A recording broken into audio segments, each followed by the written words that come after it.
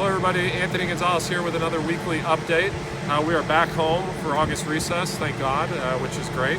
So here we're in Brunswick at ID Images, a great manufacturing business here in town. It's been a great week. So we've basically just been around the district meeting with constituents and businesses, trying to get a sense of what's on everybody's mind and what do you think I should be working on. So that's been great. Two events that we had. One was a healthcare roundtable. We did this earlier in the week.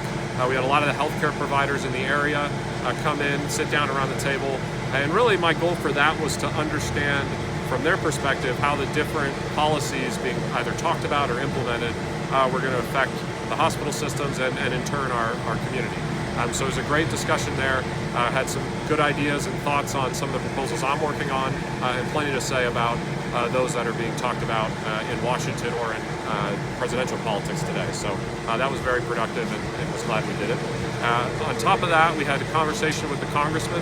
That was in Strongsville earlier today, and that was a good event. That was sort of had a town hall format to it. There were about 30-ish people, constituents who came by, and the goal for that was to, again, hear what's on everybody's mind, share what I'm working on, but really I just wanted to hear from constituents, and that was a good conversation. I would say that the majority of the questions were around immigration and people's frustrations with not being able to get agreement on any sort of immigration proposal.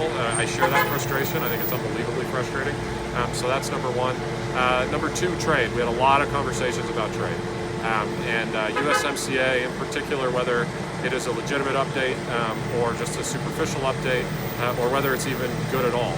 My perspective, as I've shared many times, is that USMCA is an improvement on a lot of fronts, and it will create jobs in Ohio, whereas opposed to NAFTA, a lot of jobs left post-NAFTA. So, and those are independent analysis has said what I just said. This isn't necessarily my opinion. This is most economists across both political sides would project that. So great dialogue there.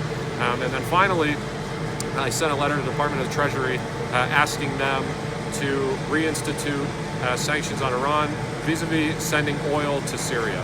So Iran was supposed to stop shipping oil into Syria. They did stop it for a period of time, but those shipments have picked back up.